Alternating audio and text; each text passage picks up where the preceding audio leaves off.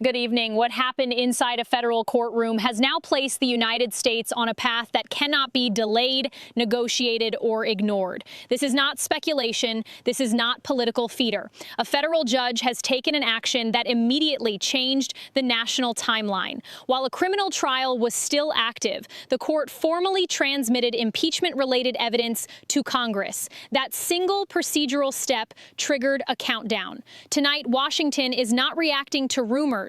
It is responding to process. And once process begins, it does not stop. This moment did not arrive with a press conference or a headline alert.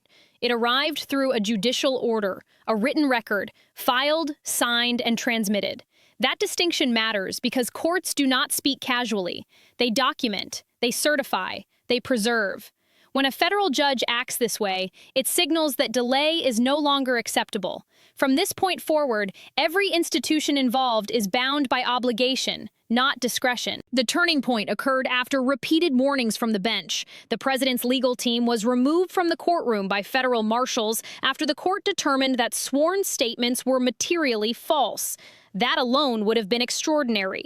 But the judge did not stop there. Instead of simply continuing the trial, the court escalated the matter beyond the courtroom itself. This is where history changed direction. The judge issued a formal order stating that conduct observed during the trial met the constitutional threshold for impeachable offenses. Not alleged, documented. The order cited obstruction of justice and perjury as qualifying violations under the Constitution. Then came the unprecedented step. The court formally assembled the evidentiary record and transmitted it directly to Congress. This was not advice, it was not commentary, it was transmission. The difference is critical. By transmitting evidence, the court did not tell Congress what to do. It removed Congress's ability to say it did not know. From that moment forward, inaction itself became a decision. Normally, courts avoid stepping into congressional accountability. That separation exists for a reason. But when evidence of impeachable conduct emerges in open court, and when delay risks further harm, restraint gives way to obligation.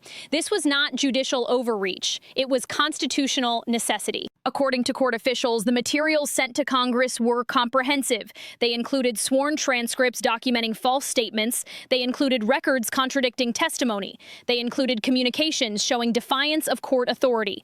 Everything was authenticated. Everything was cataloged. This was a complete record, not a summary. Congress did not receive this package unprepared. For months, impeachment language had existed in legislative suspension. Lawmakers hesitated because impeachment without evidence is politics. Impeachment with evidence is duty. Once the court's materials arrived, hesitation ended. Within hours, lawmakers began signing on publicly, not anonymously, not quietly, on the record. Members who had defended the president days earlier reversed course, citing the same reason. They had now reviewed judicially certified evidence. That changes everything. This is where procedure accelerates. Congressional rules include emergency mechanisms for moments when delay threatens institutional stability. One of those mechanisms was activated. It compels leadership to bring impeachment to the floor within a fixed window. No endless debate, no procedural stalling. Once triggered, the countdown cannot be paused. This is why the timeline hardened overnight. Impeachment stopped being theoretical. It became mechanical. From this point forward, the question is not whether a vote happens, it is when. Political loyalty can survive scandal. It does not survive transcripts. Lawmakers who reviewed the materials described them as indefensible, not controversial, indefensible. That distinction explains why defections began immediately. Collapse inside institutions does not begin with outrage. It begins with silence. Members stopped defending, then stopped appearing, then stopped answering questions. Silence is not neutrality. It is withdrawal. The president's response followed a familiar pattern. Public statements intensified, language escalated, institutions were named, judges were attacked. This matters because public statements are not just rhetoric, they are records. Every post becomes evidence. Every threat becomes a timestamp. In moments like this, words do not diffuse risk, they compound it.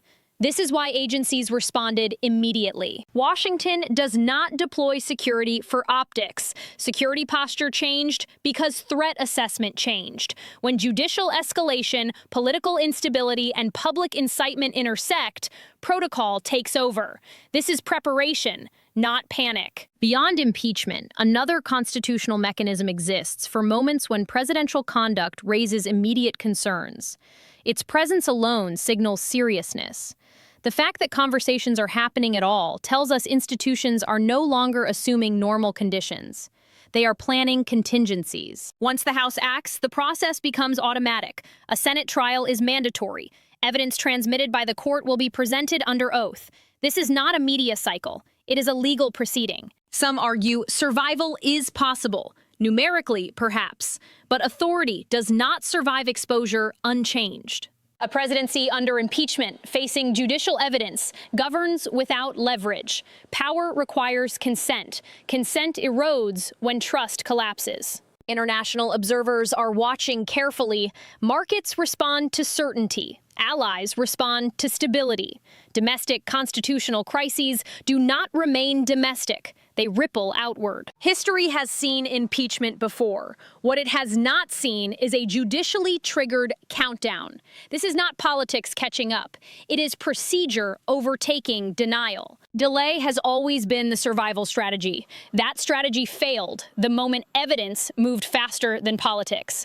From here forward, time belongs to the Constitution. What we are witnessing is convergence. Evidence, process, time.